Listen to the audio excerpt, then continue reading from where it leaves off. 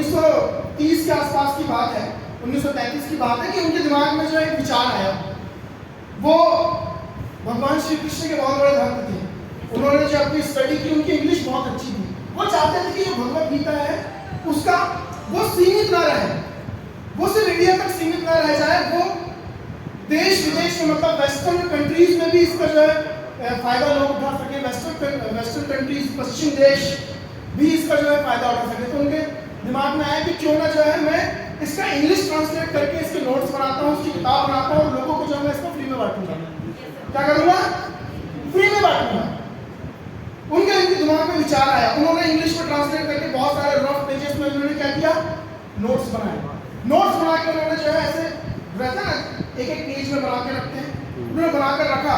एक दिन की बात है कि उनके घर में चाय पत्ती खत्म हो गई थी, तो उनकी वाइफ को चाय पीने का बड़ा शौक था, चाय का बहुत शौक था, चाय पत्ती खत्म हो गई थी। अब क्या हुआ कि प्रभुपाद जी ऐसे टहलने के लिए निकले, सुबह सुबह मॉर्निंग में घूमने के लिए निकले, और निकलने के बाद जैसे ही वो घर लौटे, वो अपने नोट्स देख रहे हैं तो वहां पर उनको उनके नोट्स दिखाई नहीं थी। वो पूरा घर छान मारे, उन्होंने देखा कि मेरे नोट्स कहाँ हैं, मेरी इतने समय की मेहनत गई तो गई कहाँ।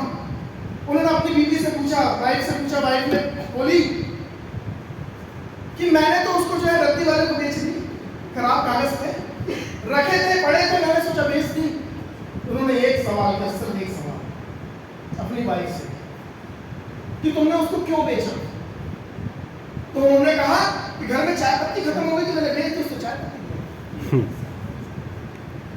तो प्रभुपाद जी ने एक बात कही, एक सवाल किया कि टी और मी, मतलब चाय या फिर मैं। और उनकी बीवी ने मजाक मजाक में ऐसे बोल दिया टी, और उसी दिन उसी क्षण उन्होंने अपना घर छोड़ दिया। और उसके बाद फिर वो विदेश चले गए, और विदेश में जाकर फिर उन्होंने ऐसे लोगों के बीच में रहना शुरू कर दिया। जैसे हर एक शहर में, हर एक एरिया में कुछ ऐसे लोग होते हैं जो मतलब एक एरिया, पर्टिकुलर एरिया होता है, मुझे नहीं पता दमोह का कौन सा एरिया है वो, लेकिन हर एक एरिया में, हर एक देश में, हर एक सिटी में एक ऐसा एरिया होता है जहाँ पर गलत काम होते हैं। शराबखोरी, नशा पत्ती, जुआ, सट्टा, ये तमाम प्रकार की चीजें, ऐसे लोग वहां पर रहते हैं।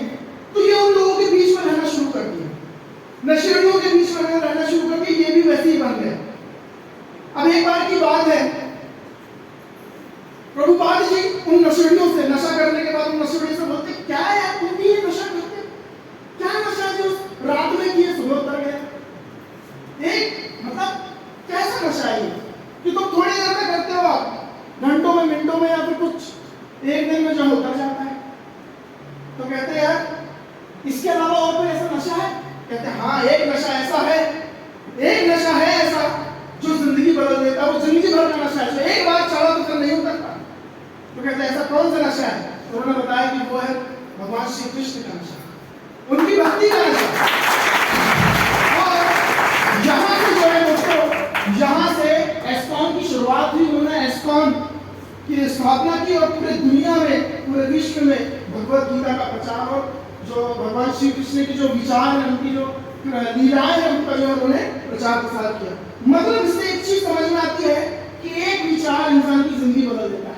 एक सोच, एक माँ, बहुत ज्यादा पोथी पुराण पढ़ने की जरूरत नहीं है।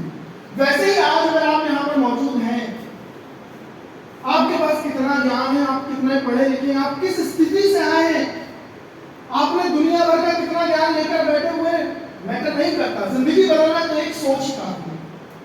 और आज दोस्तों सोच लेकर जाइएगा, क्योंकि जितने लोग इस स्टेज पे आए थे, फिर भी चाहे सतीश परकारे सर हो, चाहे आकाश सर हो, चाहे छत्रपाल सर हो, चाहे जागेश्वर सर हो, चाहे कोर डायरेक्टर्स हो, चाहे कमलेश डायरेक्टर्स हो, चाहे फिर हर एक वो व्यक्ति जो यहाँ पर आया, जिसने अचीवमेंट पाई है, जो आज सिस्टम में आगे बढ़ रहा है, दोस्तों इनके दिमाग में एक विचार तो आया, एक सोच तो आई, और सोच ने इनकी जिंदगी को बदल दी।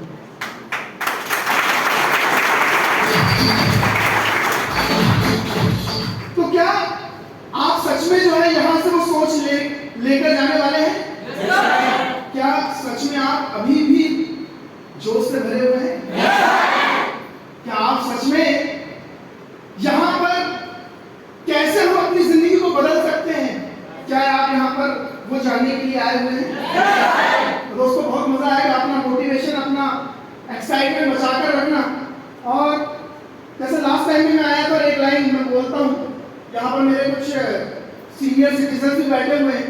मुझे लगता है कि 90% यहाँ पर स्टूडेंट बैठे हैं, 90% यहाँ पर ऐसे 15 से 20-22 वाले बैठे हैं, लेकिन 10% ऐसे पेरेंट्स भी बैठे हैं।